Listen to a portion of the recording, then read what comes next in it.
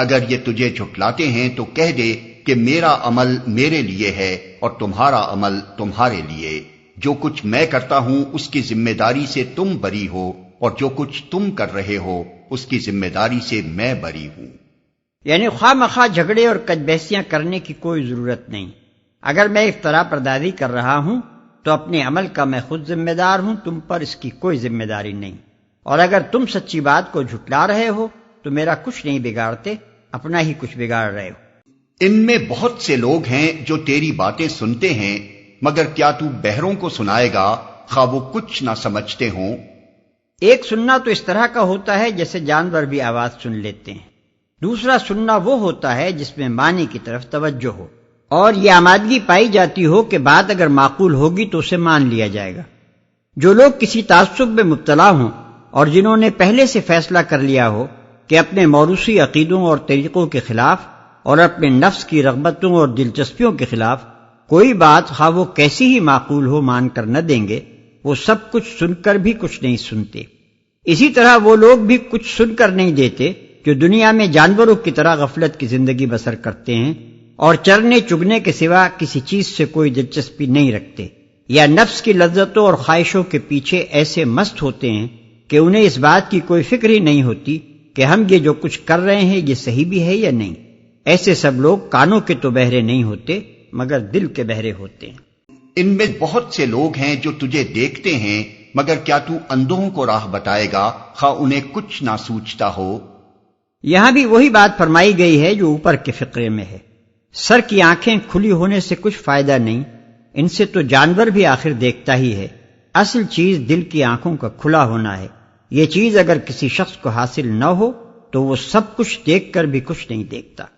ان دونوں آیتوں میں خطاب تو نبی صلی اللہ علیہ وسلم سے ہے، مگر ملامت ان لوگوں کو کی جا رہی ہے جن کی اصلاح کے آپ درپے تھے، اور اس ملامت کی غرض بھی محض ملامت کرنا نہیں ہے بلکہ طنز کا تیر و نشتر اس لیے چبھویا جا رہا ہے کہ ان کی سوئی ہوئی انسانیت اس کی چبھن سے کچھ بیدار ہو اور ان کی چشم و گوش سے ان کے دل تک جانے والا راستہ کھلے، تاکہ معقول بات اور درد مندانہ نصیحت وہاں تک پہنچ سکے۔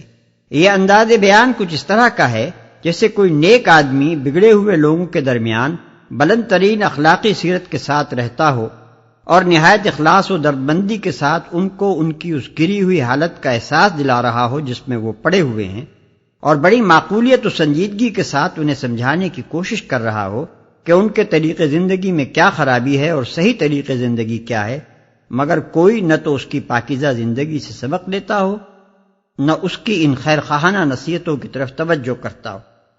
اس حالت میں عین اس وقت جب کہ وہ ان لوگوں کو سمجھانے میں مشغول ہو اور وہ اس کی باتوں کو سنی انسنی کیے جا رہے ہوں، اس کا کوئی دوست آ کر اس سے کہے کہ میاں یہ تم کن بہروں کو سنا رہے ہو اور کن اندھوں کو راستہ دکھانا چاہتے ہو؟ ان کے تو دل کے کان بند ہیں اور ان کی ہیے کی آنکھیں پھوٹی ہوئی ہیں۔ یہ بات کہنے سے اس دوست کا منشا یہ نہیں ہوگا کہ وہ مرد صالح اپنی صحیح اصلاح سے باز آ جائے، بلکہ دراصل اس کی غرض یہ ہوگی کہ شاید اس طنز اور ملامت ہی سے ان نیند کے باتوں کو کچھ ہوش آ جائے۔ حقیقت یہ ہے کہ اللہ لوگوں پر ظلم نہیں کرتا، لوگ خود ہی اپنے اوپر ظلم کرتے ہیں۔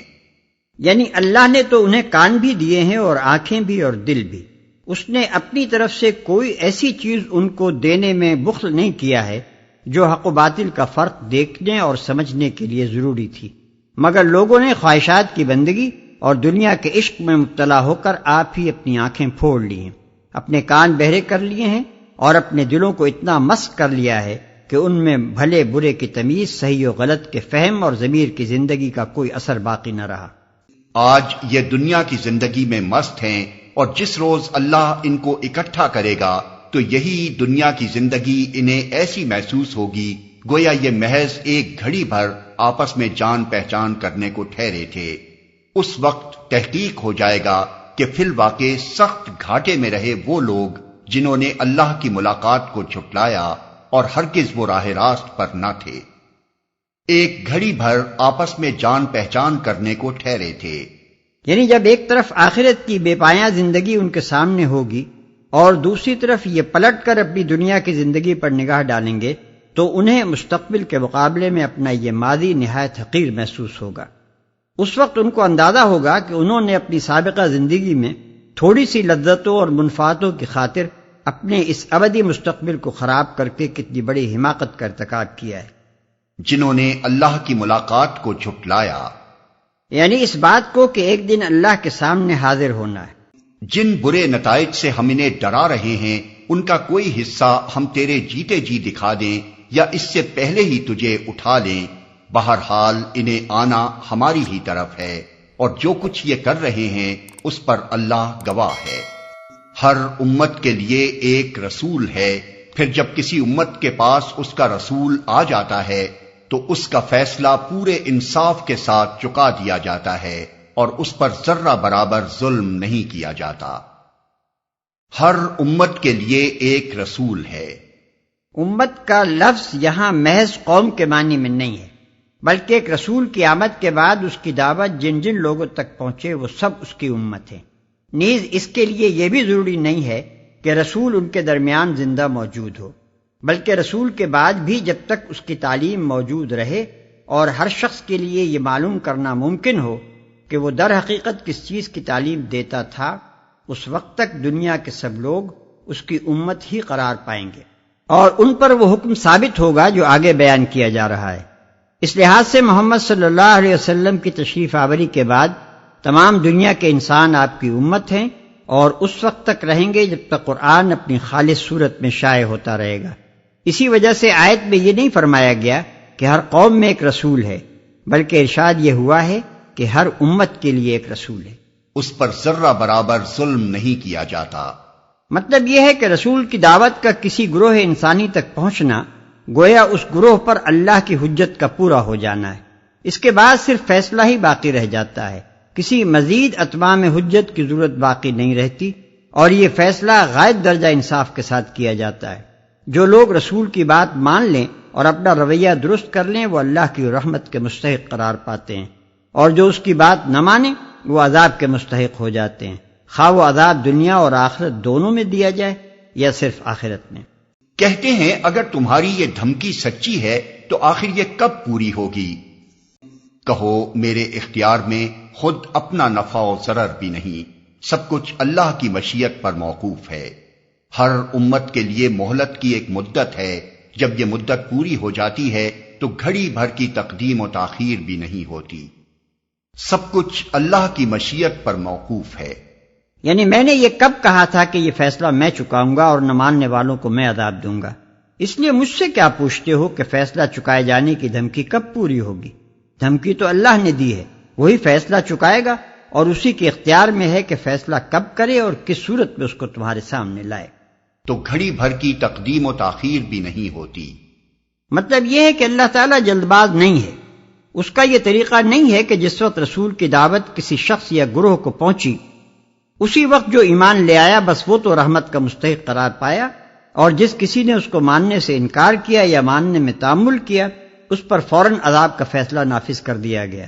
نہیں، اللہ کا قاعدہ یہ ہے کہ اپنا پیغام پہنچانے کے بعد وہ ہر فرد کو اس کی انفرادی حیثیت کے مطابق اور ہر گروہ اور قوم کو اس کی اجتماعی حیثیت کے مطابق سوچنے، سمجھنے اور سنبھلنے کے لیے کافی وقت دیتا ہے۔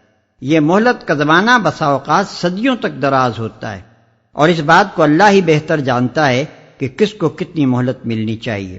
پھر جب وہ مہلت جو سراسر انصاف کے ساتھ اس کے لیے رکھی گئی تھی پوری ہو جاتی ہے اور وہ شخص یا گروہ اپنی باغیانہ روش سے باز نہیں آتا، تب اللہ تعالیٰ اس پر اپنا فیصلہ نافذ کرتا ہے۔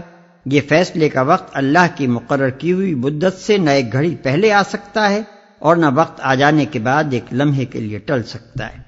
ان سے کہو کبھی تم نے یہ بھی سوچا کہ اگر اللہ کا عذاب اچانک رات کو یا دن کو آ جائے تو تم کیا کر سکتے ہو؟ آخر یہ ایسی کون سی چیز ہے جس کے لیے مجرم جلدی مچائیں؟ کیا جب وہ تم پر آ پڑے اسی وقت تم اسے مانو گے؟ اب بچنا چاہتے ہو، حالانکہ تم خود ہی اس کے جلدی آنے کا تقاضا کر رہے تھے۔ پھر ظالموں سے کہا جائے گا کہ اب ہمیشہ کے عذاب کا مزہ چکھو، جو کچھ تم کماتے رہے ہو اس کی پاداش کے سوا اور کیا بدلہ تم کو دیا جا سکتا ہے؟ پھر پوچھتے ہیں کیا واقعی یہ سچ ہے جو تم کہہ رہے ہو؟ کہو میرے رب کی قسم یہ بالکل سچ ہے، اور تم اتنا بل بوتا نہیں رکھتے کہ اسے ظہور میں آنے سے روک دو۔